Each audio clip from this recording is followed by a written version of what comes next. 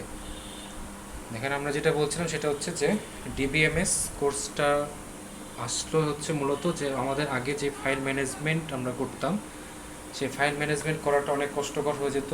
বিভিন্ন রকম ডাটার মধ্যে দেখা যেত যে রিডান্ডেন্সি চলে আসতো, মানে একই রকমের ডাটা অনেকবার চলে আসতো, সেগুলো থেকে ঠিকঠাক মতন ডাটা বের করে নিয়ে আসা, কোয়েরি করাটা কঠিন হতো। এই উদ্দেশ্যেই এই সফটওয়্যার সিস্টেমটা রেডি করা হয়েছে, যে ডাটাবেস সফটওয়্যার সিস্টেমটা।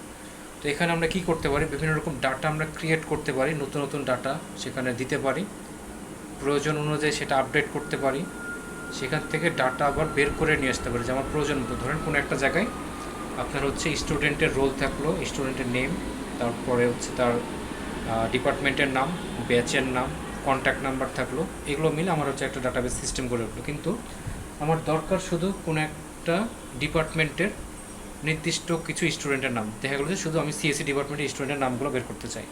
তাহলে বাকি যতগুলো কলাম আর থাকলো, যে তার হচ্ছে ব্যাচ কত, কন্ট্যাক্ট নাম্বার কত, এগুলোর আমার দরকার নেই, শুধু সিএসসি ডিপার্টমেন্ট হবে আর সিএসসি ডিপার্টমেন্টের স্টুডেন্টের নামগুলো থাকবে। তো এইভাবে আমার প্রয়োজন মতো কোন কোন ডাটাগুলো দরকার, সিলেক্টিভ ডাটাগুলোকেও আমি হচ্ছে বের করে নিয়ে আসতে পারছি হচ্ছে এই, যখন আমি ডাটাবেস ম্যানেজমেন্ট সিস্টেম জিনিসটা ইউজ করছি। আর যদি ফাইল ম্যানেজমেন্টের মাধ্যমে সব কিছু করা যেত, তখন দেখা যেত সব কিছু অনেকটা এলোমেলো হয়ে যেত, গুছানো কাজটা হতো না।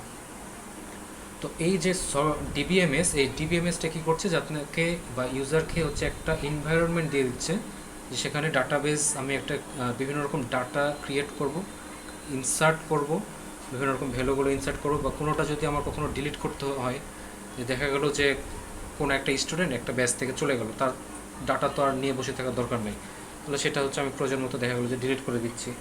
বা হচ্ছে কখনো যদি নতুন কেউ আসে, সেটা আমি তাহলে ডাটাবেসটা আমি আপডেট করতে পারছি। ঠিক আছে, রিট্রিভাল অফ ডাটা মানে প্রয়োজন অনুযায়ী ডাটাগুলোকে আমরা বের করে নিয়ে আসতে পারছি। সব ডাটা না, যতটুকু ডাটা, যে যে ডাটাগুলো ইম্পর্টেন্ট, সেই ডাটাগুলোকে আমি বের করে নিয়ে আসতে পারছি। তো এই সুবিধাগুলো হচ্ছে আমাকে ডিবিএমএস দিচ্ছে। আচ্ছা, তার শুরুতেই আমরা হচ্ছে দেখবো এখন যে ডাটা কী জিনিস আর হচ্ছে ইনফরমেশান, এই দুইটার মধ্যে ডিফারেন্সটা কী। তো ডাটা জিনিসটা হচ্ছে আপনার নর্মালি বিভিন্ন রকম হতে পারে, যে ইমেজ থাকতে পারে, মানে ফিগার্স থাকতে পারে, বা হচ্ছে নর্মাল কোনো একটা ঘটনা, সেটা হচ্ছে একটা নাম্বার দিয়ে বোঝানো হতে পারে, নর্মাল কোনো একটা ওয়ার্ড দিয়ে বোঝানো হতে পারে। ঠিক আছে, তো ধরেন আপনাকে এরকম একটা জিনিস দিয়ে দিল যে সিয়ারার নাম কি জানো, নিলয়ের রোড কত? স্যার 37। আচ্ছা, নিলয়ের রোড হচ্ছে 37। ধরেন এরকম করে কোনো একটা ইনফরমেশান থাকলো যে নিলয় অক্টোবর 37, 2025, তারপরে থাকলো হচ্ছে 8:43 PM। ঠিক আছে, এইভাবে হচ্ছে এলোমেলো বা কিছু এভাবে ওয়ার্ড থাকলো। ওয়ার্ডগুলো কিন্তু আপনার দেখেন প্রত্যেকটাই কিন্তু আপনি বুঝতে পারছেন, নিলয় একটা জিনিস, মানে নিলয় একটা মানুষের নাম, সেটা বুঝতে পারছেন। তারপরে হচ্ছে অক্টোবরটা হচ্ছে একটা মাসের নাম, সেটাও আপনি বুঝতে পারছেন। 2025 এটা একটা ইয়ার বা কোনো একটা নাম্বার হতে পারে, সেটাও আপনি বুঝতে পারছেন। 12 এটাও একটা বুঝতে পারছেন। 8:43 PM যখন বলছি, তখন এটা একটা টাইম, এটা আপনি বুঝতে পারছেন। এই প্রত্যেকটা জিনিস হচ্ছে ডাটা। কিন্তু আমি যদি এই কতগুলো জিনিসকে একসাথে রেখে আপনাকে বলি যে এগুলো দ্বারা আসলে কী বোঝাচ্ছে, তখন কিন্তু আপনি এই জিনিসটা বুঝতে পারবেন না। ঠিক আছে, তখন এই কতগুলো ওয়ার্ডের বা ওয়ার্ড গুচ্ছ যেগুলো আছে, সেগুলো থেকে আপনি কোনো কিছুর মনের ভাবটা বুঝতে পারবেন না। কিন্তু আপনি জাস্ট জিনিসগুলো দেখে প্রত্যেকটা ইন্ডিভিজুয়াল মিনিংগুলো আপনি বুঝতে পারবেন, তখন সেটাকে বলা হচ্ছে একটা ডাটা। এই নিলয় একটা ডাটা, 8:43 একটা ডাটা, 2025 এটা একটা ডাটা, অক্টোবর এটা একটা ডাটা, ঠিক আছে, 12 একটা ডাটা। তো এই জিনিসগুলো হচ্ছে আপনাকে একটা কি বলবো, আপনাকে জাস্ট বোঝাবে যে এগুলো প্রত্যেকটা এক একটা জিনিস। ঠিক আছে, কিন্তু এখানে সবগুলো সম্মিলিতভাবে যে কি বোঝাতে চাচ্ছে, সেটার আউটপুট আমরা হচ্ছে ডাটা থেকে পাবো না। তো এই জিনিসগুলো হচ্ছে দেখেন, এখানে বলা হচ্ছে যে data can be represented in the form of numbers and words which can be stored in computers language. এই যে প্রত্যেকটা জিনিস আমি যখন ডাটা যখন এন্ট্রি দিব বা ইনসার্ট করব, সেই জিনিসগুলো প্রত্যেকটা কিন্তু আপনার বাইনারিতে কনভার্ট হয়ে বা কম্পিউটার ল্যাঙ্গুয়েজে কনভার্ট হয়ে সেটা স্টোর হবে। এটা হচ্ছে ডাটা। কিন্তু আমি যেগুলো ওয়ার্ডগুলো নিলাম, সেগুলো থেকে আমি কখন সেটাকে ইনফরমেশন বলতে পারবো? ইনফরমেশন বলতে পারবো তখনই যদি আমি জিনিসগুলোকে সাজিয়ে বলি। কীভাবে সাজিয়ে বলতে পারি? যে ধরেন এরকম যে অক্টোবর মাসের 12 তারিখ সরি 2025-এর অক্টোবর মাসের 12 তারিখ 8টা 45 মিনিটে রোল 37 নিলয়, এরকম নিলয় ডিবিএমএস ক্লাস করছিল। যদি এরকম টাইপের কিছু একটা বলি তখন আমাকে কমপ্লিট একটা ভাইট দিচ্ছে যে আমি ওয়ার্ডগুলো দ্বারা কি বোঝাতে চাচ্ছি। ঠিক আছে, সুতরাং এই যে দেখেন ইনফরমেশন জিনিসটা হলো systematic and meaningful form of data. Data জিনিসটা বুঝলাম, সেই ওয়ার্ডগুলো হচ্ছে এক একটা ডাটা বোঝাবে, যখন সেটা সবগুলো একসাথে মিলে কোনো একটা মিনিংফুল ফর্মে নিয়ে যাবে তখন সেটাকে আমরা বলতে পারবো একটা ইনফরমেশান। সুতরাং ছোট্ট একটা পার্থক্য ডাটা ইনফরমেশনের মধ্যে, সেটা হচ্ছে একটা হচ্ছে আপনাকে মিনিংফুল ফর্ম দিবে, আরেকটা হচ্ছে দিতে পারবে না। ডাটাটা আপনাকে কখনোই মিনিংফুল ফর্ম দিবে না। ইনফরমেশান তখনই আমরা সেটাকে ইনফরমেশান বলতে পারি যখন সেটা আমাকে একটা মিনিংফুল ফর্ম দেয়। আমরা এই দুইটা জিনিসের মধ্যে খুব বেশি গোলাই ফেলি, একটা হচ্ছে ডাটা আর একটা হচ্ছে ইনফরমেশান। ঠিক আছে, ইনফরমেশান কখনোই আমাকে কনফিউশনের মধ্যে ফেলবে না, আমাকে অবশ্যই একটা জিনিস সম্বন্ধে খুব স্বচ্ছ একটা ধারণা দেবে। তো এই ইনফরমেশান যখন আমাকে একটা মিনিংফুল ফর্ম দিচ্ছে তখন হচ্ছে আমরা সেখান থেকে কিছু নলেজ গ্যাদার করতে পারি, এবং এই সেটার উপরে বেস করে আমরা বিভিন্ন রকম ডিসিশন মেকিং সিদ্ধান্ত নিতে পারি। ধরেন কোনো একটা ইনফরমেশান আমার কাছে এরকম আসলো যে আগামীকাল বৃষ্টি হওয়ার সম্ভাবনা দেখা যাচ্ছে যে 80-90%। তখন আমি একটা কি ডিসিশন নিতে পারি, কালকে আমি যখনই বাসা থেকে বের হবো আমি একটা ছাতা নিয়ে বের হবো বা সেরকম একটা প্রোটেকশন নিয়ে বের হবো। ঠিক আছে, তো এই জিনিসগুলোকে বলা হচ্ছে ইনফরমেশান। নেক্সট আমরা চলে আসি আমাদের মেইন জিনিস, সেটা হচ্ছে ডাটা বেস। আমরা ডাটা দেখলাম, ইনফরমেশান দেখলাম, ডাটা বেস জিনিসটা কি, এটার সাথে রিলেটেড জিনিসগুলো কী কী চলে আসতে পারে। তো ডাটাবেস জিনিসটা হচ্ছে যে আমাকে কিছু কিছু যেগুলো সিমিলার টাইপের জিনিস, সেই সিমিলার জিনিসগুলোকে একত্র করা, সিমিলার টাইপের ডাটাগুলোকে একসাথে রাখা, সেটাকে বলা হচ্ছে ডাটাবেস। দেখেন, a repository of logically related and similar data. ঠিক আছে, সেটাকে বলা হচ্ছে ডাটাবেস। এবং এটাকে আরেকভাবে বলা যায় যদি যে আমাদের যে রিলেটেড ইনফরমেশানগুলো আছে সেগুলোকে আমি যেন সহজে অ্যাক্সেস করতে পারি, ম্যানেজ করতে পারি, ম্যানিপুলেট করতে পারি বা আপডেট করতে পারি, সেটার জন্য একটা অর্গানাইজড কালেকশান, সেটা হচ্ছে একটা ডাটাবেস। তার মানে ডাটা যেগুলো থাকবে বা ইনফরমেশান যেগুলো থাকবে সেগুলোকে যদি আমি খুব অর্গানাইজড ওয়েতে সাজিয়ে রাখি সেটাকে বলা হবে ডাটাবেস। তো এই ডাটাবেস কীরকম হতে পারে, ধরেন এখানে এয়ারলাইনের ডাটাবেস হতে পারে, স্টুডেন্ট ডাটাবেস হতে পারে, লাইব্রেরি ডাটাবেস হতে পারে, রেলওয়েজের যে আমরা টাইম টেবিল ইউজ করা হয় সেখানে ডাটাবেস হতে পারে। ঠিক আছে, তো এরকম বিভিন্ন রকম ডাটাবেস ক্রিয়েট হতে পারে। আমরা হচ্ছে কিছু কিছু জিনিস ল্যাবেও দেখব কীভাবে ডাটাবেস ক্রিয়েট করতে হয়, ডাটাবেসের সাথে বিভিন্ন রকম যে টেবিলগুলো থাকে সেগুলো কীভাবে ক্রিয়েট করতে হয়, এগুলো আমরা হচ্ছে ল্যাবে দেখব। ওকে, নেক্সট এখানে চলে আসছে এই যে ডাটাবেস বলছি, সেই ডাটাবেসটা ক্রিয়েট কীভাবে করা যায়, কী কী জিনিস হচ্ছে আমরা ডাটাবেসে দেখতে পাবো, স্ট্রাকচারগুলো কী কী, ফিজিক্যাল স্ট্রাকচারগুলো কীভাবে তৈরি হয়, সেই জিনিসগুলো হচ্ছে এখন দেখানো হবে। সেটা হচ্ছে যে শুরুতেই ডাটা মডেল বা হচ্ছে ডাটাবেসের স্ট্রাকচারটা কীরকম। ঠিক আছে, একটা ডাটা বেস যে তৈরি করব সেটার স্ট্রাকচারটা কীভাবে থাকবে, কী কী নিয়ে হচ্ছে এটা তৈরি হবে, সেটা হচ্ছে ডাটা মডেল। এরপরে হচ্ছে স্কিমা, ইনস্ট্যান্স বলতে আমরা বুঝবো হচ্ছে যে কোনো একটা নির্দিষ্ট সময়ে ওই ডাটাবেসে কী কী রেকর্ড বর্তমানে আছে সেটাকেই বলা হচ্ছে ইনস্ট্যান্স। আচ্ছা, ওয়ান বাই ওয়ান আমরা দেখি। শুরুতে হচ্ছে দেখব ডাটা মডেল। তো ডাটা মডেল হচ্ছে এখানে বলছে যে সেটা হচ্ছে একটা ডাটাবেসের স্ট্রাকচার বোঝাবে, এবং এটার মেইন উদ্দেশ্যটা হচ্ছে যে aim is to support the development of information system by providing the definition and format of the data. একটা ডাটাবেস যে থাকবে সেই ডাটাবেসের ফরম্যাটটা কীরকম হবে, ডাটাগুলোর ফরম্যাট। ধরেন আপনার যদি স্টুডেন্ট ডাটাবেস হয়, আপনার যেই নির্দিষ্ট একটা আইডি আছে সেই আইডিটাকে বলা হয় ইন্টিজার টাইপের একটা ডাটা টাইপ হচ্ছে ইন্টিজার টাইপ। আপনার যে নেম, সেই নেমটা হচ্ছে অনেকটা স্ট্রিং টাইপের হতে পারে, ক্যারেক্টার টাইপ, বা আমরা ইউজ করবো হচ্ছে ভ্যারকার টাইপের। তো এগুলো হচ্ছে বিভিন্ন রকমের ডাটা টাইপ। বা আমরা যদি ডেট ইউজ করি কখনো কোনো ডাটাবেসে তাহলে সেটার জন্য আলাদা একটা ডেট থাকবে। টাইম যদি ইউজ করি তো এটা হচ্ছে টাইম রিলেটেড একটা ডাটা। ঠিক আছে, তো সব কিছু এরকম কিন্তু আলাদা আলাদা করে তার ডাটা টাইপ ভিন্ন হবে। এরপরে দেখেন বলা হচ্ছে যে এই যে ডাটা মডেল, সেই ডাটা মডেলটার মেন জিনিসটা কি, যে আমরা যদি স্টোর আর অ্যাক্সেস কোনো একটা ডাটা স্ট্রাকচার মেনটেন করে তৈরি করি তাহলে যে যখন আমরা ডাটাটা শেয়ার করব তখন দেখা যাবে যে ভিন্ন একটা অ্যাপ্রোচ আমরা ইউজ করছি সেই ডাটাটাকে শেয়ার করার জন্য।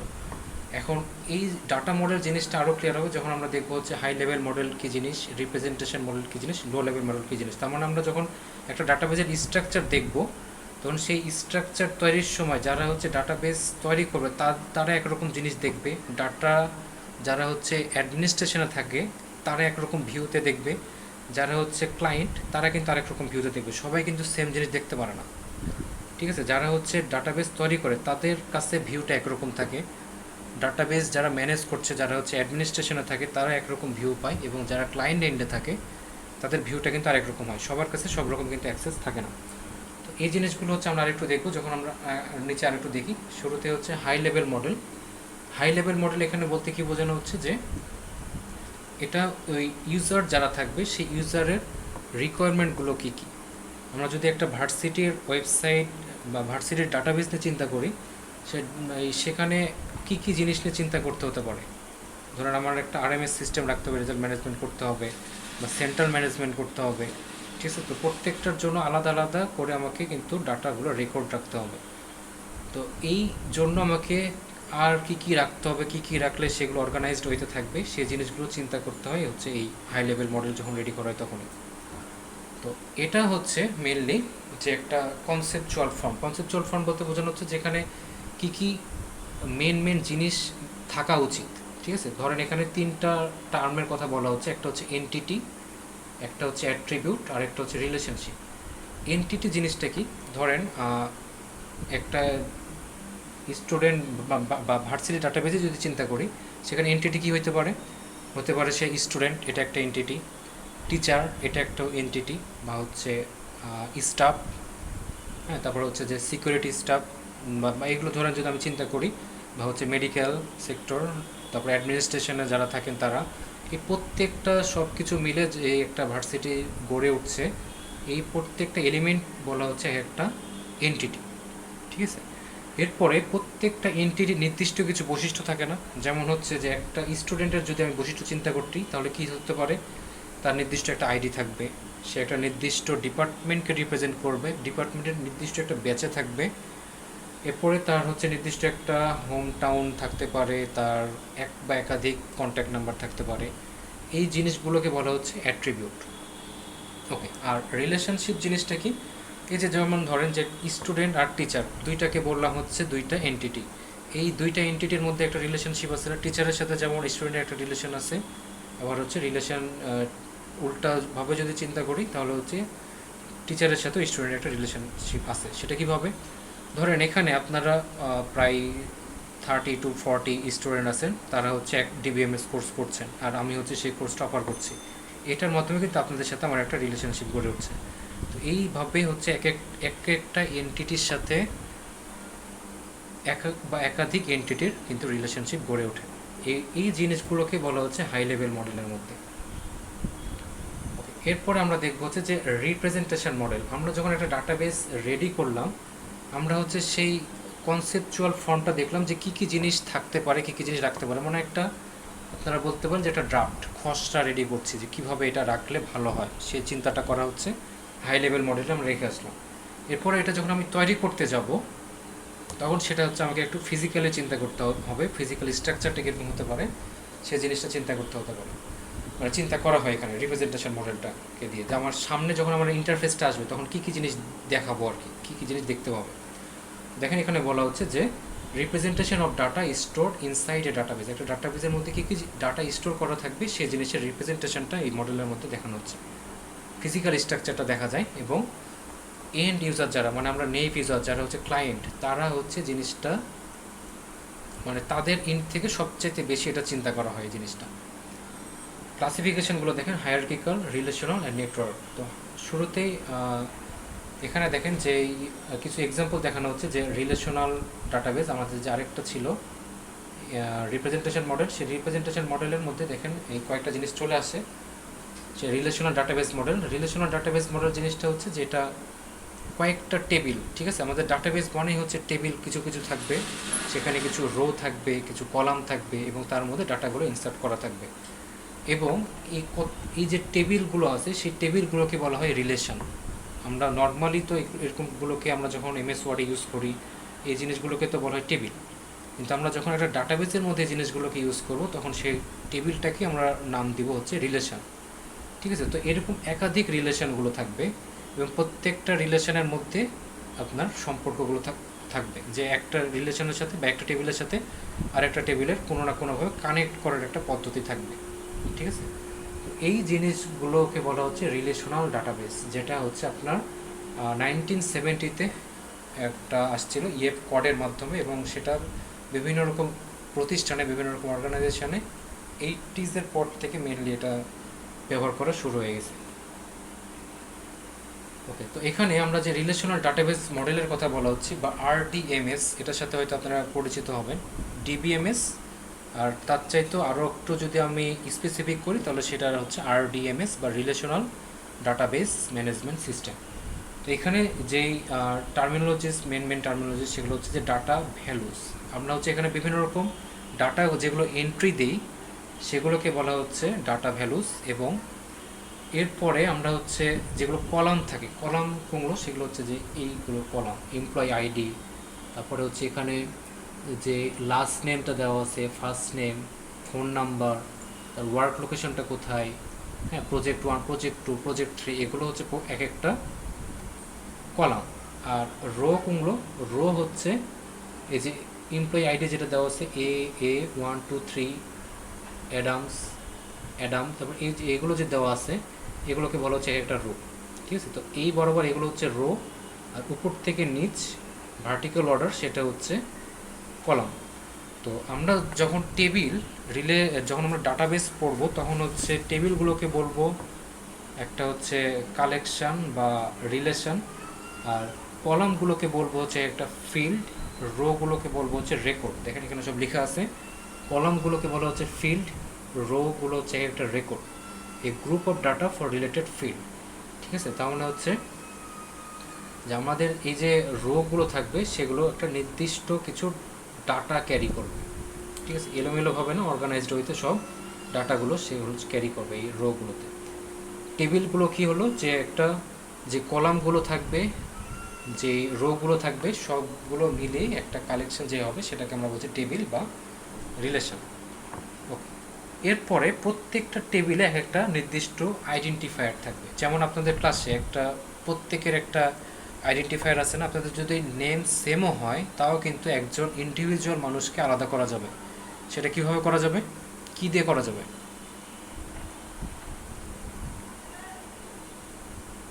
কেউ একজন একটু রেসপন্স করেন, কী দিয়ে করা যাবে? আপনাদের ইউনিকলি আইডেন্টিফাই কীভাবে করা যাবে? হ্যাঁ, আপনাদের যে আইডি নাম্বারটা আছে সেই আইডি নাম্বারটা দিয়ে কিন্তু আপনাদের ইউনিকলি আইডেন্টিফাই করা যাবে। ধরেন একই নামে নিলয় নামেরই দুজন থাকলো, তাহলে 37 রোল নিলয় সে একজন, আরেকটা 40 রোল নিলয় সে আরেকজন। ঠিক আছে, তো এইভাবে এক বা একাধিক আমরা হচ্ছে কলাম ইউজ করতে পারি কোনো একজনকে ইউনিকলি আইডেন্টিফাই করার জন্য। তো মিনিমাম সংখ্যক যে কয়েকটা কলাম নিয়ে আমরা হচ্ছে এক একজনকে আইডেন্টিফাই করতে পারি সেটাকেই বলা হচ্ছে কি, সেটাকে বলা হচ্ছে কি।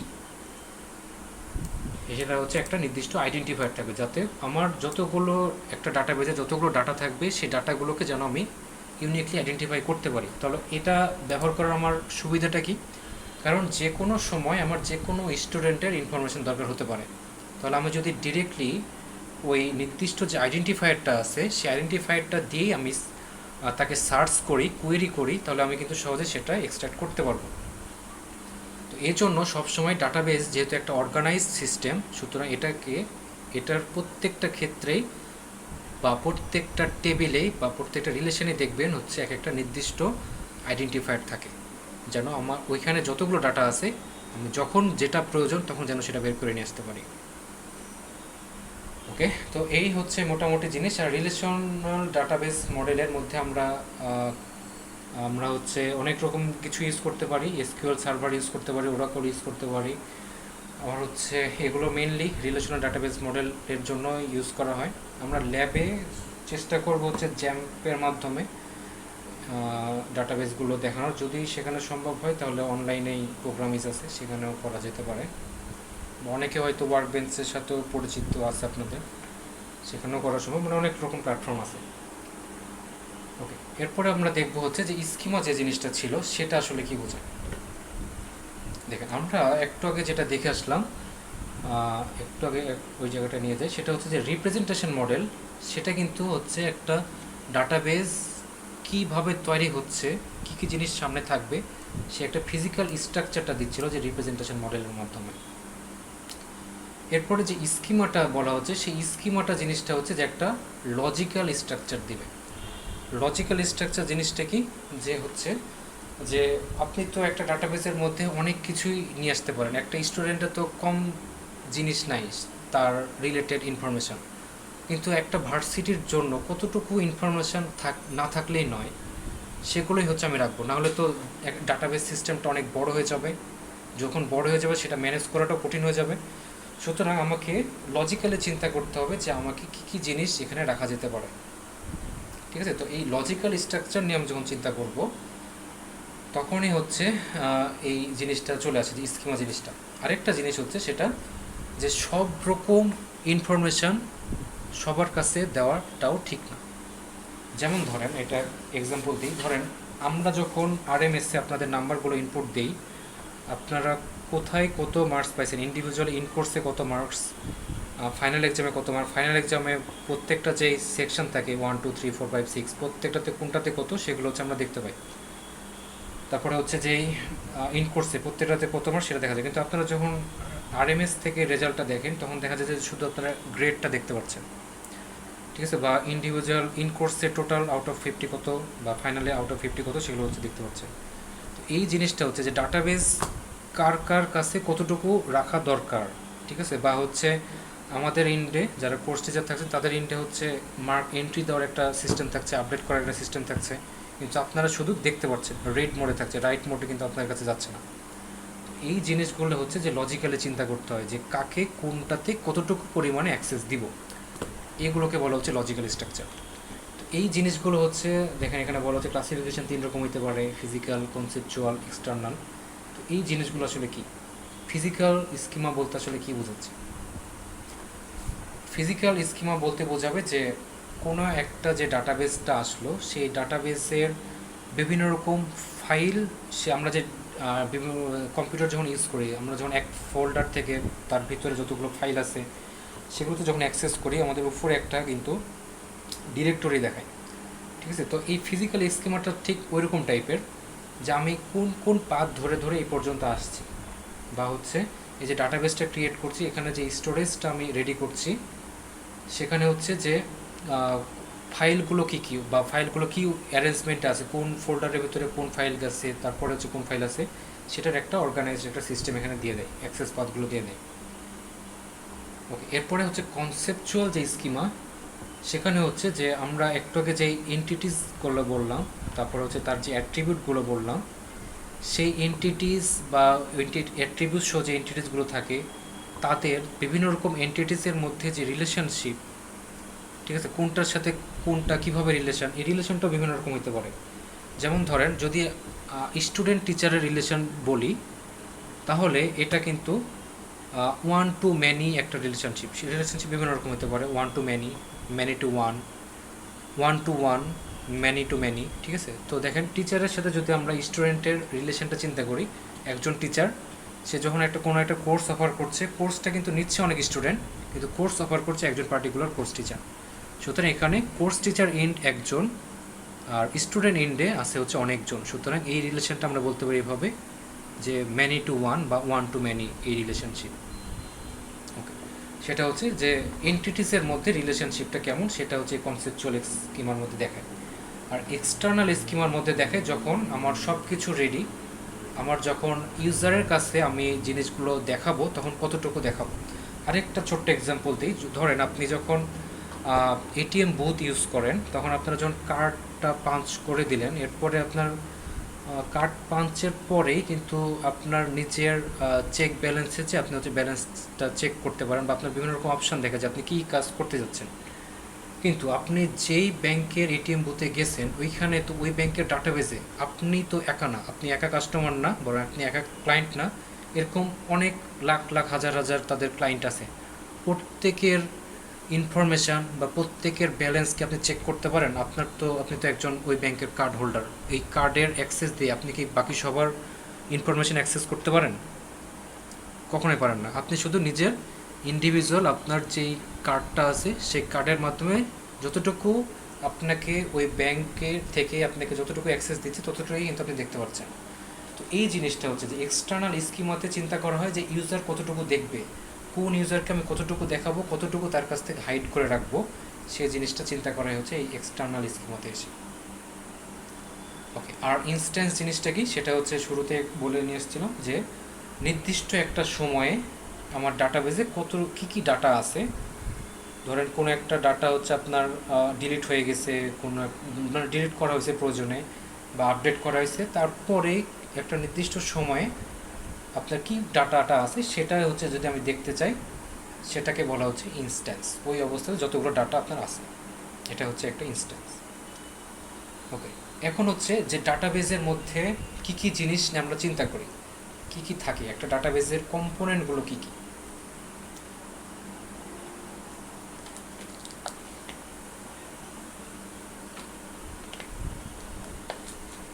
তো শুরুতে দেখেন এখানে ইউজারের কথা বলা হচ্ছে।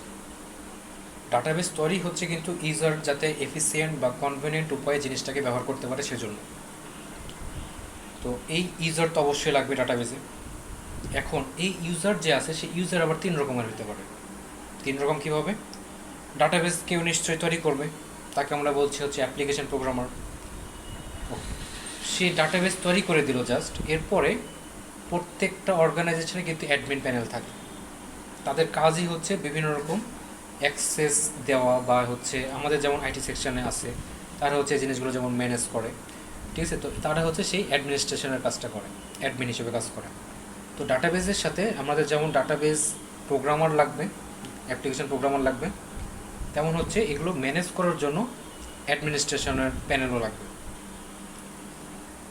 আর যাদের উদ্দেশ্যে ডাটাবেসটা তৈরি করা হচ্ছে তারা হচ্ছে সেই নেভ ইউজার বা এন্ড ইউজার, মানে হচ্ছে যারা ওইখানে অ্যাক্সেস করতে পারবে, যাদের জন্য এই ডাটাবেসটা তৈরি করা হলো, সেটা হচ্ছে সেই এন্ড ইউজার। আর আমরা হচ্ছে যে ইউজার দেখলাম, ডাটাবেসটা তৈরি করবো কোথায়? তৈরি করার জন্য হচ্ছে একটা সফটওয়্যার লাগবে। এখন বিভিন্ন রকম সফটওয়্যার অ্যাভেলেবল, সেগুলোর মধ্যে হচ্ছে মেনলি যে যে জিনিসগুলো থাকতে হবে সেটা হচ্ছে যে এটা একটা অ্যাপ্লিকেশন সফটওয়্যার হতে হবে এবং খুব ভালো রকমের একটা ইউজার ইন্টারফেস দিতে হবে, যাতে যারা অ্যাপ্লিকেশন প্রোগ্রামার থাকবে তাদের জন্য যেন ভালো হয়, যারা হচ্ছে ডাটা অ্যাডমিনিস্ট্রেশনে থাকবে, অ্যাডমিন প্যানেলে থাকবে, তাদের জন্য যাতে ম্যানেজ করাটা একটু সহজ হয়। সুতরাং ইউজার ইন্টারফেস যেন ভালো আসে এরকম টাইপের কোনো একটা সফটওয়্যারটা ইউজ করাটা ভালো যদি ডাটাবেস আমি তৈরি করতে চাই। ওকে, এরপর আমার কী লাগবে? একটা হার্ডওয়্যার অবশ্যই লাগবে। আমার ইউজার রেডি, সফটওয়্যারও রেডি। তো সফটওয়্যারটা রেডি বলছি, কিন্তু এই সফটওয়্যারটা আমি রাখবো কোথায়, কোথায় ইউজ করবো? তার জন্য তো আমার একটা হার্ডওয়্যার দরকার। সুতরাং মিনিমাম আপনার কম্পিউটার, ল্যাপটপ যাই হোক সেগুলো তো আপনার অবশ্যই লাগবে, এবং এগুলো হচ্ছে বলা আছে যেগুলো হচ্ছে দরকার মিনিমাম লেভেলের। এবং ডাটাবেস তৈরি করার মেইন এলিমেন্ট হচ্ছে ডাটা, ঠিক আছে। সুতরাং হচ্ছে ডাটাগুলো হতে পারে কোনো একটা নাম্বার, কোনো একটা ক্যারেক্টার, বা বিভিন্ন রকম ইমেজও কিন্তু আমরা দিতে পারি। এই যে ধরেন আমরা যে ই কমার্স সাইট যেগুলো আছে, রকমারি.com বা হচ্ছে দারাজ বা আলিবাবা বা হচ্ছে এরকম টাইপের যেগুলো জায়ান্ট যেগুলো হচ্ছে ই কমার্স ওয়েবসাইট যেগুলো আছে, তো এইগুলোতে তো অনেক রকমের টেক্সট এন্ট্রি করে, অনেক রকমের পিকচার্স ইনসার্ট করে, এবং এগুলো খুব তো সবসময় ডাইনামিক, সবসময় চেঞ্জ হতে থাকে বিভিন্ন রকম জিনিস। তো এই জিনিসগুলো যে আপডেট করছে বা মডিফাই করছে, এই জিনিসগুলো কিন্তু মেনটেন করা কিন্তু খুব একটা সহজ না। এর জন্য হচ্ছে ডাটা অ্যাডমিনিস্ট্রেশন প্যানেলে যারা আছে তাদেরও যেমন অনেক কষ্ট করতে হচ্ছে, যারা তৈরি করছে এইগুলো অ্যাপ্লিকেশন প্রোগ্রামার হিসেবে যারা ছিল তাদেরও দেখা যাচ্ছে যে অনেক হ্যাসেল করতে হচ্ছে এই জিনিসগুলোতে। তো ওইখানে আমরা যখন দেখি যে জিনিসগুলো আমাদের সামনে আসে, তো আমরা তো ওয়েবসাইটের একটা হচ্ছে ইন্টারফেস আমরা ওখানে দেখতে পারি, কিন্তু এগুলো তো কোনো না কোনো জায়গা থেকে ডাটা নিয়েই তো সামনে এন্ট্রি করছে। এগুলো কোথা থেকে আসছে? এগুলো কিন্তু একটা নির্দিষ্ট ডাটাবেস থেকেই কিন্তু বারবার আসছে। এই যে বলছি যে ডাইনামিক, যে আমার কাছে বর্তমানে ইন স্টক বা আউট অফ স্টক এগুলো যে দেখাচ্ছে, এগুলো কিন্তু কোয়েরি করে নিয়ে এসে দেখায় আপনাকে যে বর্তমানে কোন প্রোডাক্টটা বর্তমানে অ্যাভেলেবল, সেগুলোকে দেখাচ্ছে যে ইন স্টক, ঠিক আছে। মানে কোডটা ওভাবে রেডি করা আছে যে এই প্রোডাক্টটা যখন আমাকে দেখাবে মানে ডাটাবেজে যখন দেখাবো যে এটা আছে, তখন সেটাকে আপনার যাতে ওয়েবসাইটের ইন্টারফেসে যেন চলে যায় যেটা ইন স্টক দেখাবে, যখন এটা সেল হয়ে যাবে তখন যেন সেটা আউট অফ স্টক দেখায়। ঠিক আছে, তো এইটুকু জিনিস কিন্তু ডাটাবেজের কোয়েরি করে করেই নিয়ে এসে এখানে দেখানো হয়। ওকে, তো যেখানে আসার জন্য এত কিছু বলা, সেখানে মেন জিনিসটা এটাই যে হচ্ছে ডিবিএমএস, সেটা হচ্ছে যে বিভিন্ন রকম ইন্টার রিলেটেড ডাটাগুলো থাকবে। সে যে এন্টিটিগুলোর কথা যেগুলো বললাম, আমাদের এখানে এই টপিক বা এই কোর্সের মেন উদ্দেশ্য হলো যে বিভিন্ন রকমের টেবিল থাকবে, বা হচ্ছে বিভিন্ন রকম টেবিলও বিভিন্ন রকম এন্টিটি থাকবে। সেই এন্টিটিগুলোর মধ্যে রিলেশনশিপ যে আমরা বিল্ড করব, কিসের ভিত্তিতে করব, কিভাবে করতে পারি, কিভাবে করলে এফিসিয়েন্ট হবে, এই চিন্তাভাবনাগুলো করাই হচ্ছে এই ডিবিএমএস এর কাজ। ঠিক আছে, তো এখানে দেখুন কিছু কিছু ডেফিনেশন দেওয়ার চেষ্টা করা হচ্ছে যে ডিবিএমএস জিনিসটা কি। যেহেতু আমাদের আজকে এই পুরোটাই ইন্ট্রো একটা ক্লাস, ডিবিএমএস জিনিসটা কি সেটা বোঝা দরকার। দেখেন, এই set of programs to access the interrelated data. আমরা বিভিন্ন রকম এন্টিটিসের মধ্যে রিলেশনশিপ করে রাখলাম, এখন সেগুলোতে আমরা অ্যাক্সেস কীভাবে করতে পারি, সেগুলোকে ম্যানিপুলেট কীভাবে করতে পারি, আপডেট ডিলিট বিভিন্ন রকম কাজ করতে হতে পারে, সেগুলো কিভাবে করব, সেটার জন্য হচ্ছে আমাকে একটা নির্দিষ্ট যে স্ট্রাকচার দাঁড় করাচ্ছি সেটাকেই বলা হচ্ছে ডিবিএমএস, ডাটাবেস ম্যানেজমেন্ট সিস্টেম।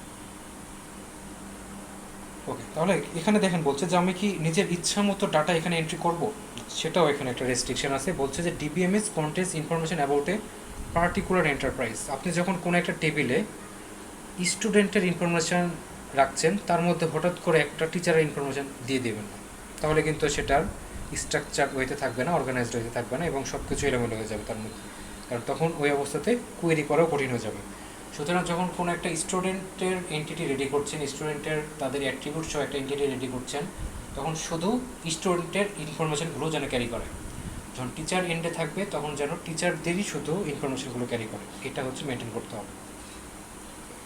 তাহলে মেন জিনিসটা হচ্ছে যে এটা একটা কম্পিউটারাইজড রেকর্ডিং সিস্টেম, মানে আমি ইনফরমেশনগুলোকে কীভাবে রাখবো সেটা এখানে দেখাবে, এবং একটা কনভিনিয়েন্ট এনভায়রনমেন্ট দিবে।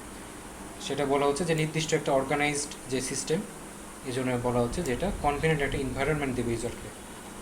ওকে, তো এখানে কী কী জিনিস করা যাবে, ইনসার্ট করা যাবে, ডিলিট করা যাবে, আপডেট করা যাবে, বা প্রয়োজনে আমি বিভিন্ন রকম ডাটাগুলোকে সেখান থেকে বের করে নিয়ে আসতে পারি, রিট্রিভ করতে পারি। এরপরে আসছে হচ্ছে যে আমাদের যে ডাটা বেস অ্যাডমিনিস্ট্রেটর ছিল, মানে হচ্ছে যারা এই জিনিসটা, তো যে অ্যাপ্লিকেশন প্রোগ্রামার যারা ছিল তারা তো তৈরি করে দিল, এখন যারা ম্যানেজ করছে তাদের কাজটা কি, তাদের ফাংশনালিটিটা কি। ঠিক আছে, তো এখানে দেখেন বলা হচ্ছে যে এই অ্যাডমিন প্যানেলে একজনও থাকতে পারে, একটা গ্রুপ অফ ওয়ার্কিং পিপুলও থাকতে পারে। তাদের কাজটাই হবে এই ডাটাবেস যে তৈরি করা হয়েছে সেই ডাটাবেসটা যাতে একটা কন্ট্রোল ওয়েতে থাকে, একটা সেন্ট্রালাইজড কন্ট্রোল ওয়েতে থাকে। ঠিক আছে, যেন কে কখন অ্যাক্সেস পাবে সেটা যেন কন্ট্রোল করার মতন কে একজন থাকে, সেটার জন্য কিন্তু অ্যাডমিন প্যানেলটা রেডি রাখা হয় সবসময়। তো এই অ্যাডমিন প্যানেলে যারা থাকবে তাদেরকে ডাটাবেসটা খুব ভালো মতো আন্ডারস্ট্যান্ডিং থাকতে হবে তাদের। তারা যদি ঠিকঠাক মতো না বোঝে তাহলে তো কাকে কোন ভিউতে রাখতে হবে এটা তো তারা বুঝবে না।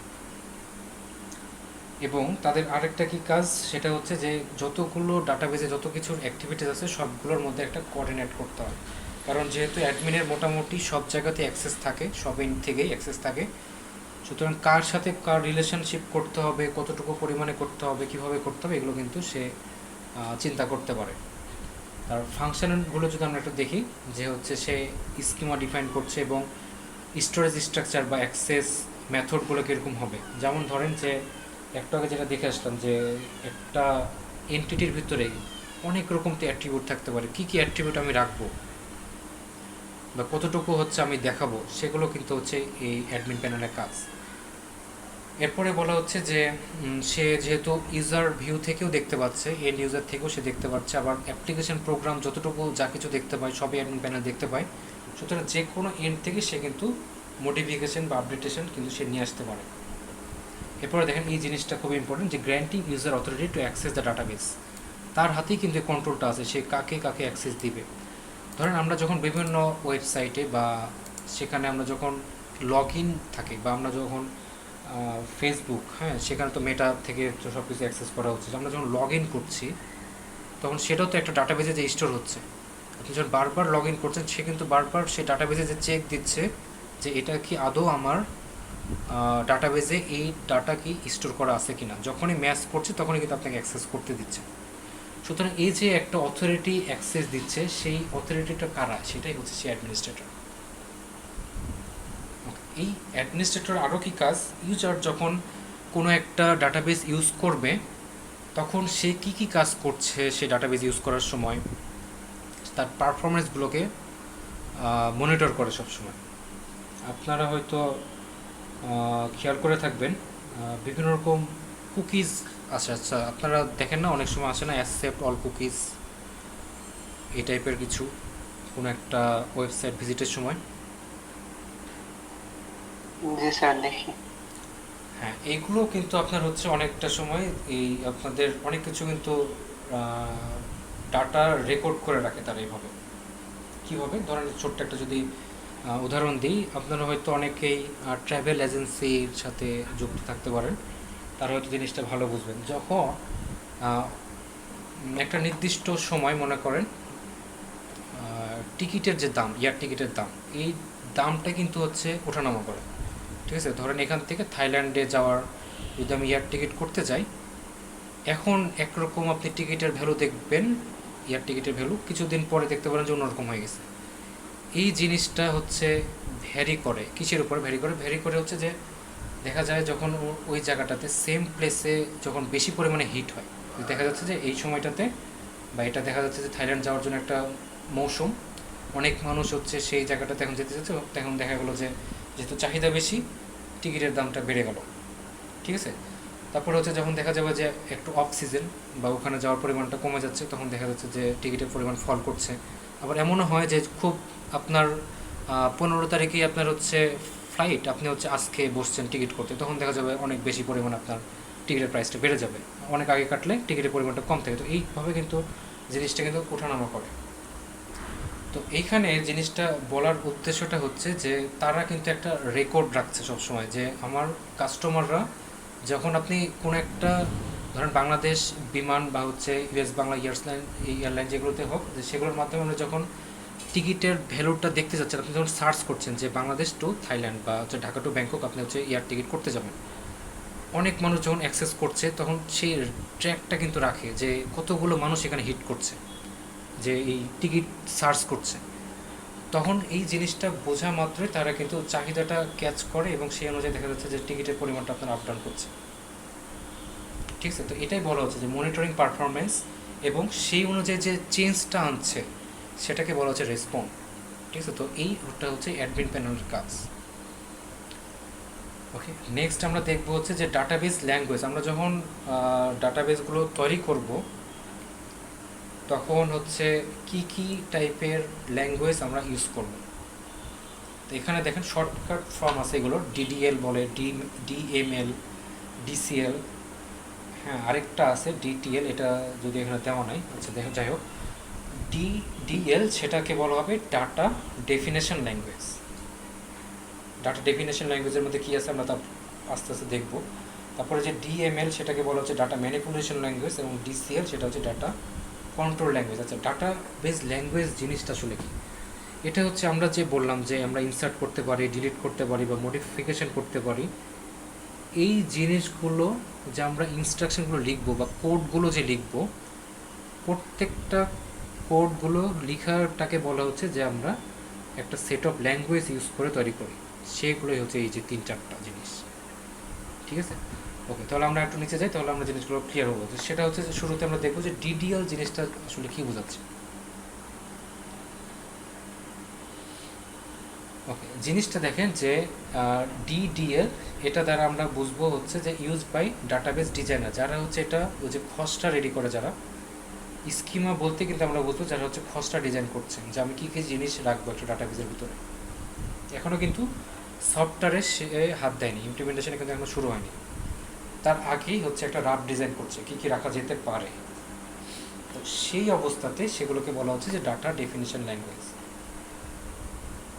আর ডাটা ম্যানিপুলেশন ল্যাঙ্গুয়েজটা হচ্ছে যে আমি যখন কোনো কিছু অ্যাক্সেস করব বা ডাটাগুলোতে যখন আমি ম্যানিপুলেট করব, সেখান থেকে ডাটাগুলোকে আমি যখন এক্সট্র্যাক্ট করবো, বের করে নিয়ে আসবো, ঠিক আছে, রিট্রিভ করবো, সেই জিনিসগুলোকে বলা হচ্ছে ডাটা ম্যানিপুলেশন। ধরেন আপনার ডাটাবেস তৈরি রেডি হয়ে গেছে সব কিছু দিয়ে, সেখান থেকে আপনি বের করতে যাচ্ছেন। ধরেন আপনার কাছে এমপ্লয়ি একটা ডাটা সেট আছে, সেই এমপ্লয়ি ডাটা সেটের মধ্যে কী থাকলো, যে এমপ্লয়ের আইডি থাকলো, এমপ্লয়ের ফার্স্ট নেম থাকলো, লাস্ট নেম থাকলো, তার একটা মান্থলি স্যালারি থাকলো।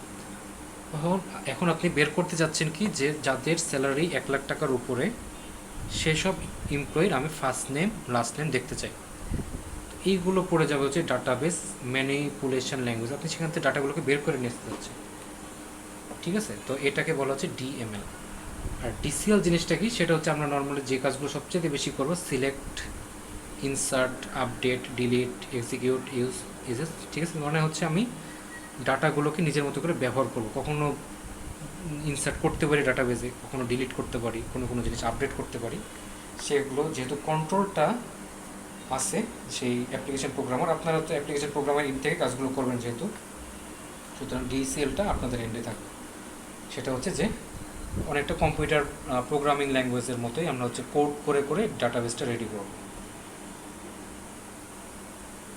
আচ্ছা, এই পর্যন্ত কারো কোনো কোশ্চেন আছে কি, কোনো কিছু বুঝতে সমস্যা হচ্ছে?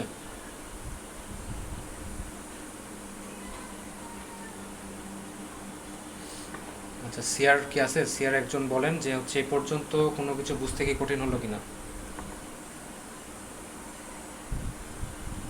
জি না স্যার, বুঝছি। ওকে, আজকে খুবই সিম্পল বেসিক জিনিসগুলো একদম বলছি, খুব বেশি কঠিন হওয়ার কথা না।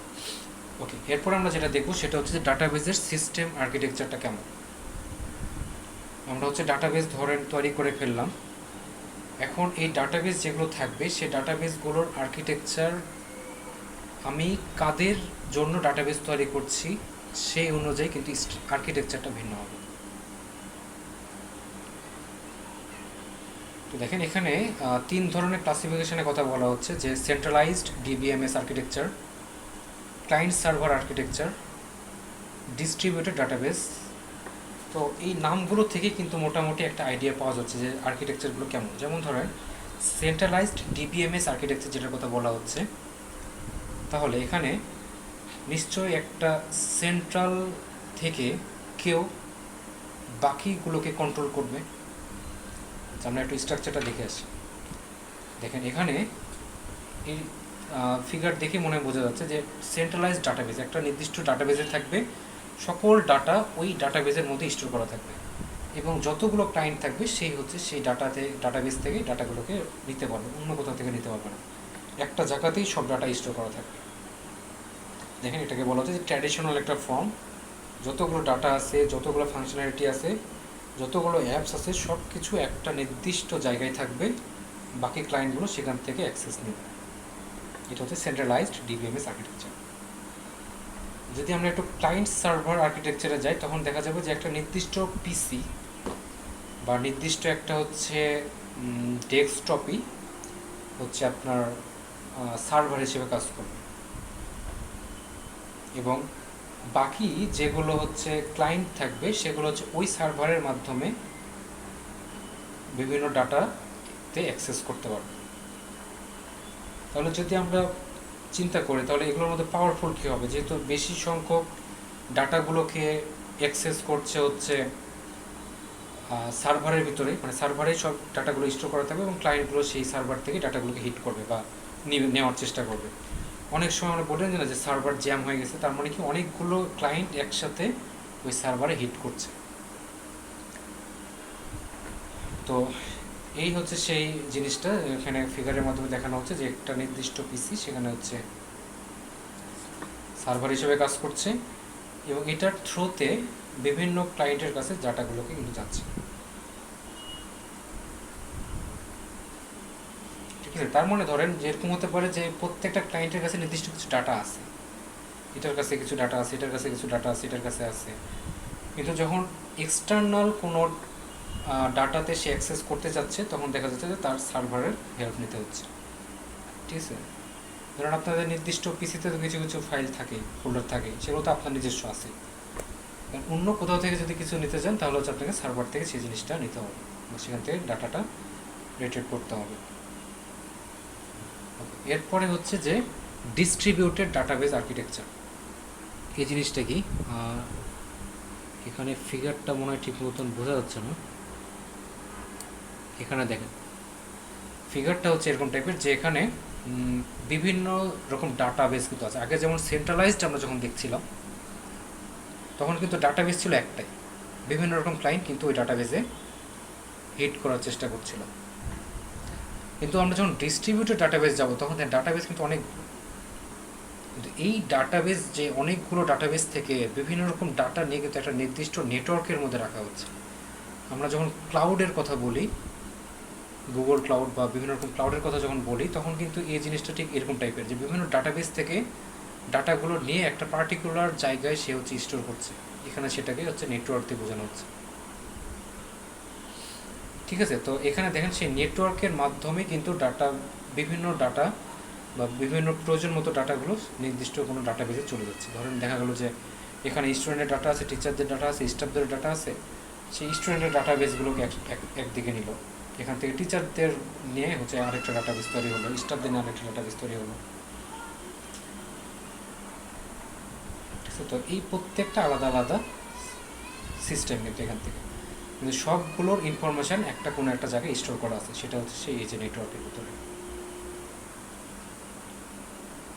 ওকে, আমরা হচ্ছে ক্লাসের প্রায় শেষের দিকে চলে আসছি। এখন হচ্ছে আমরা দেখবো যে এই যে ডাটাবেস ম্যানেজমেন্ট সিস্টেম পড়বো, এটার অ্যাডভান্টেজ কি, আসলে এটা আসলে দরকারটা কি, আসলে এই যে DBMS system, database management system, এটার দরকারটা কি আসলে। দরকারটা প্রথমে বলা হচ্ছে যে কন্ট্রোলিং ডাটা রিডান্ডেন্সি। রিডান্ডেন্সি জিনিসটা কি, সেটা হচ্ছে আপনার বিভিন্ন রকম ডাটা যদি একাধিক চলে আসে, সেম টাইপের ডাটা, সেম ইনফরমেশান, ধরেন Niloy roll 37 110 batch evening shift CSC department DIO, এই যে একটা রেকর্ড, এই রেকর্ডটা যদি একাধিকবার চলে আসে তাহলে একাধিকবার তো আমার দরকার নাই। যদি আপনি সে ফাইল ম্যানেজমেন্ট করতেন তাহলে এই একটা রিস্ক থেকে যেত যে একই ডাটা একাধিকবার চলে আসছে। কিন্তু আপনি যখন ডিবিএমএস ইউজ করছেন তখন সেই ডুপ্লিকেসির জিনিসটার আসার সম্ভাবনা কম থাকছে বা আসবেই না বলতে গেলে। এখানে হচ্ছে ডাটাগুলো যখন স্টোর করা হবে, স্টোর আপনার তো ফার্স্টেই আপনার হচ্ছে ইরোর দেখাবে। ইরোর কখন আসবে, যখন আপনি রোল নাম্বার 37 114 ব্যাচেরই রোল নাম্বার 37 দিয়ে আপনি একজনকেই ইউনিকলি আইডেন্টিফাই করতে পারবেন। ঠিক আছে, সুতরাং ডাটাবেসে তো একজনকে যখন ইউনিকলি আইডেন্টিফাই করতে পারছেন একটা কিছু দিয়ে, এই সেম ইনফরমেশান আবার আপনি রাখতে পারবেন না, আপনাকে অন্য কিছু দিয়ে রাখতে হবে। সুতরাং আপনি এই ডাটাগুলোকে কিন্তু আপনি সহজেই ইউনিকলি আইডেন্টিফাই করতে পারছেন। সুতরাং এখানে রিডান্ডেন্স আসার কোনো চান্স নাই যে সেম ডাটা একাধিকবার আসবে, এটা কিন্তু হবে না, কপি পেস্ট হবে না।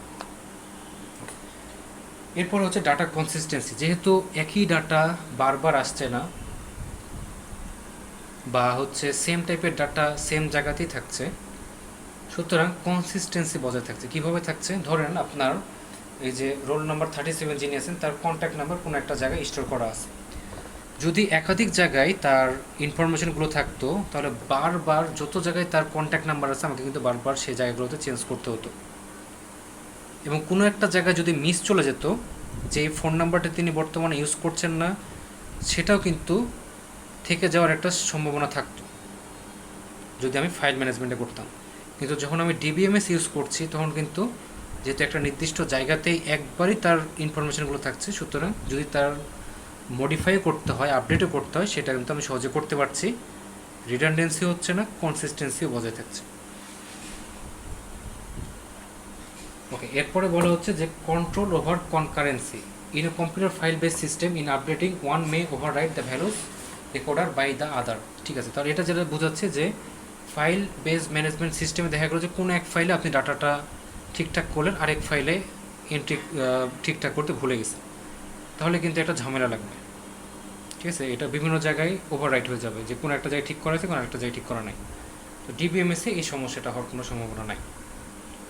ওকে, এরপরে বলা হচ্ছে যে ব্যাকআপ অ্যান্ড রিকভারি প্রসিডিউরটা ইজিলি হবে। যে যদি আমার ডাটাগুলোকে আমি ব্যাকআপ রাখতে চাই, যেহেতু ডাটাবেসে স্টোর হচ্ছে অবশ্যই ব্যাকআপ থাকবে, এবং যদি কোনো কারণে ডিলিটও হয়ে যায় দেখা গেলো যে প্রয়োজন মতো আমি সেটাকে রিস্টোর করার একটা সিস্টেম রাখতে পারি। এরপরে হচ্ছে ডাটা ইন্ডিপেন্ডেন্স।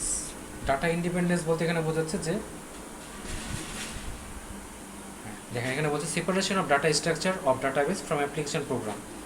ডাটা ইন্ডিপেন্ডেন্স বলতে আমরা সেই ভিউ জিনিসটাকে বুঝবো, যে অ্যাপ্লিকেশন প্রোগ্রাম, তার প্রোগ্রামার যারা তারা একরকম ভিউতে দেখছে, যারা ডাটা অ্যাডমিন তারা একরকম ভিউতে দেখছে, ইন্ড ইউজাররা আরেক রকমভাবে দেখছে, মানে স্ট্রাকচারটাই চেঞ্জ হয়ে যাচ্ছে, ইন্টারফেসটাই চেঞ্জ হয়ে যাচ্ছে প্রত্যেকটা ভিউয়ারের উপর নির্ভর করে করে। এটা সেই ডাটা ইন্ডিপেন্ডেন্স।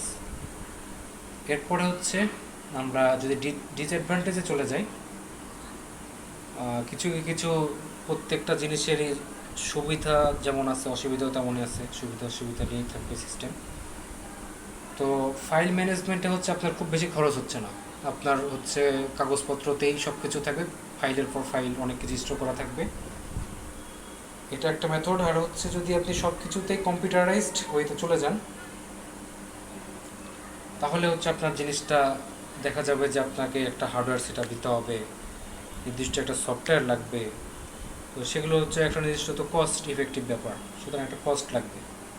এখন ধরুন আপনার হার্ডওয়্যারও রেডি, সফটওয়্যারও রেডি, যদি প্রপার ট্রেনিং প্রাপ্ত স্টাফ না থাকে তাহলে তো আপনি অ্যাডমিন প্যানেলও চালাতে পারবেন না, কিংবা অ্যাপ্লিকেশন প্রোগ্রামার যে প্রোগ্রামটা রেডিও করতে পারবেন না। সুতরাং স্টাফদেরও ট্রেনিং দিতে হবে যে ডিবিএমএসটা কীভাবে তৈরি করবো বা কীভাবে এটা ম্যানেজ করবো, ঠিক আছে। তার মানে হচ্ছে আপনার টেকনিক্যাল স্টাফ বা হচ্ছে স্টাফ ট্রেনিংয়েও কিন্তু যথেষ্ট পরিমাণ কস্ট ইফেক্টিভ একটা ব্যাপার থাকবে। ওকে, এরপরে যদি আপনি পুরোপুরি কম্পিউটারাইজ সিস্টেমের উপরে নির্ভরশীল হয়ে পড়েন, ধরেন এমন হলো যে আপনার ভার্সিটির সব রেজাল্ট সিস্টেমটা আরএমএসের মাধ্যমে কন্ট্রোল হচ্ছে, আরএমএসেই সব রেকর্ড থাকছে, অন্য কোথাও আর কিছু নাই, কোনো রেকর্ড নাই। কোনো দিন কোনো কারণে যদি এই আরএমএসটা ক্র্যাক করে যায়, ক্র্যাশ করে, দেখা গেলো যে সিস্টেমটাই নষ্ট হয়ে গেল, তাহলে এত কাল ধরে এত এত স্টুডেন্ট যারা হচ্ছে রানিং স্টুডেন্ট তাদের রেজাল্ট, কিংবা এর আগে যারা বের হয়ে গেছে তাদের রেজাল্ট, সেগুলোকে আমরা পাবো কীভাবে? ধরে দেন সব পুরো ডাটাবেস ড্যামেজ হয়ে গেল, ঠিক আছে, তখন কিন্তু একটা ঝামেলা লেগে যাবে। তো এর জন্য কিন্তু কী করা হয়, নর্মাল প্র্যাকটিক্যাল বেসিসে যে কিছুটা হচ্ছে খুব অল্প পরিমাণের হলেও কাগজে কলমে জিনিসগুলো থাকে, সাথে সাথে কম্পিউটারাইজড ওয়েতেও জিনিসগুলো কিন্তু ম্যানেজ করা হয়, যাতে একটা ব্যাকআপ রাখা যায়। কোনো কারণে তো আপনার যে কোনো সময় একটা তো ডাটাবেস ড্যামেজ হতেই পারে, তখন কি করা হবে? তো এই জিনিস চিন্তা করে কিছু হচ্ছে সামান্য পরিমাণে হলো ফাইলগুলোকে ম্যানেজ করা হয়। তো এরপরে এসে কিছু জনপ্রিয় ডিবিএমএসের কথা বলা হচ্ছে এখানে। আমরা কী কী জিনিস ইউজ করি, ওরাকল, তারপর হচ্ছে আইবিএমের ডাটাবেস আছে, মাইক্রোসফট এসকিউএল সার্ভার আছে, এমএস এক্সেস আছে, ইনফরমেসিস আছে, এগুলো প্রত্যেকটার সাথেই হয়তো আপনারা কম বেশি পরিচিত। ওকে, এরপরে হচ্ছে যে এই ডাটাবেস জিনিসটা যে আছে, সেই ডাটাবেসটা আমরা হচ্ছে কোথায় কোথায় অ্যাপ্লাই করতে পারি, কোথায় কোথায় ব্যবহার করি, সেটা হচ্ছে এখানে দেখা হচ্ছে। এয়ারলাইন্স, এয়ার রেলওয়েজ আমরা ব্যবহার করতে পারি, বিভিন্ন রকম ব্যাংকিং সেক্টর। অনেক বেশি হয়ে যায়। হ্যাঁ, আমরা শেষ পর্যায়ে চলে আসছি, এই স্লাইডটাই শেষ, আমরা এই স্লাইডটা শেষ করে দিই। দেখেন একটা education system, telecommunication, e commerce, তারপর হচ্ছে হিউম্যান রিসোর্স। হিউম্যান রিসোর্স জিনিসটা বোঝাতে কী বোঝাচ্ছে, যে আমরা বিভিন্ন কোম্পানিতে বা অর্গানাইজেশনে যে হচ্ছে হিউম্যান রিসোর্সের যে অফিসার থাকেন, তিনি হচ্ছে যে ডাটাবেসটা ম্যানেজ করতে পারেন, স্যালারি স্ট্রাকচারটা কেমন হবে, তার জন্য কতটুকু ট্যাক্স বরাদ্দ হবে, ঠিক আছে। তো এই জিনিসগুলো হচ্ছে প্রত্যেকটা কিন্তু একটা নির্দিষ্ট ডিবিএমএসের মাধ্যমে কন্ট্রোল করা যেতে পারে। ওকে, আমরা হচ্ছে ক্লাস শেষ করলাম। কারো কোনো কিছু বোঝার আছে, কোথাও কোনো সমস্যা? অ্যাটেন্ডেন্স নেওয়া হয় না।